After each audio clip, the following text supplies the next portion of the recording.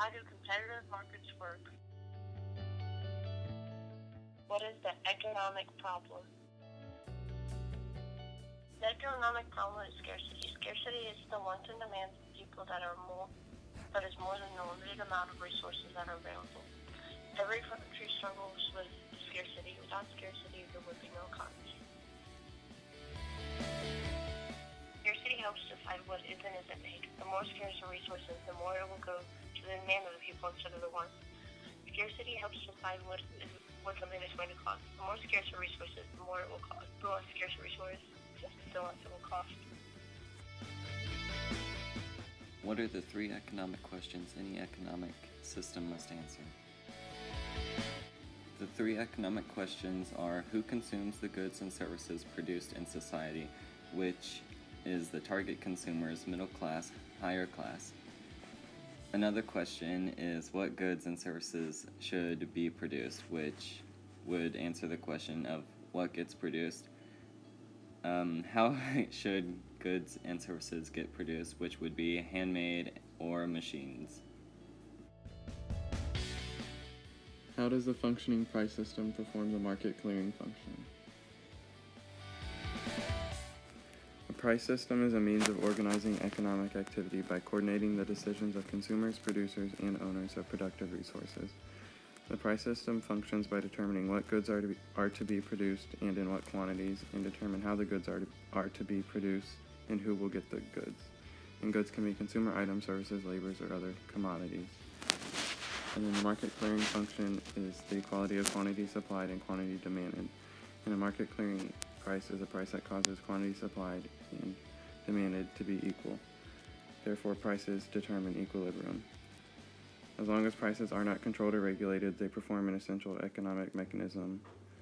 And when they are allowed to move freely, supply and demand will match each other and be in equilibrium. If there is a surplus in supply, prices will be low and production will lower, and this will cause prices to rise until there is a balance in supply and demand. However, if supply is low, prices will be high, leading to an increase in production that will lead to a reduction in prices until supply and demand are in equilibrium.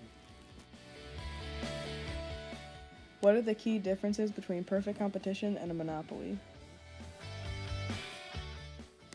In a perfect competition, there are no barriers to enter or exit the industry, so there's little to no risk for new industry to develop, and it leads to more firms and lower prices.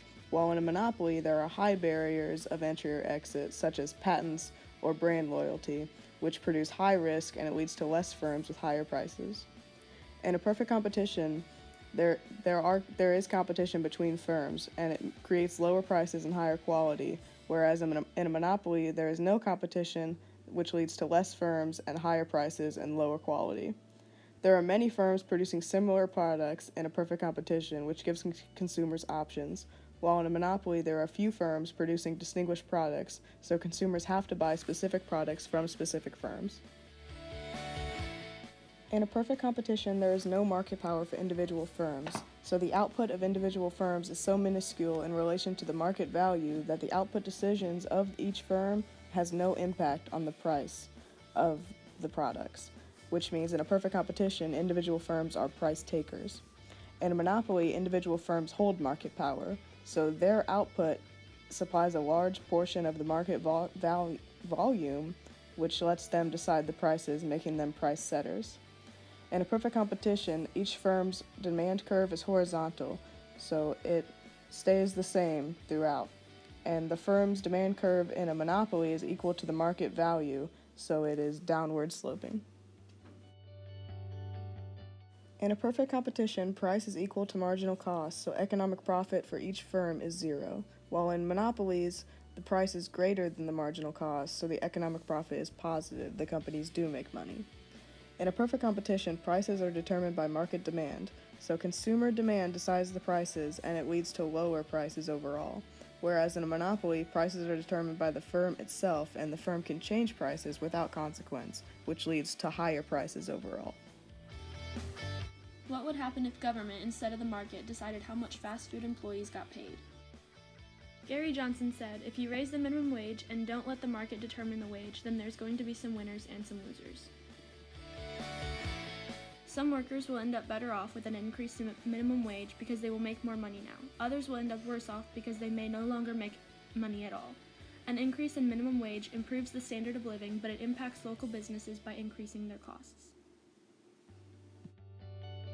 If government decided to increase the minimum wage rather than letting the market decide, a market surplus would occur. With the increased minimum wage, the quantity of labor demanded would decrease, while the quantity of labor supplied would increase.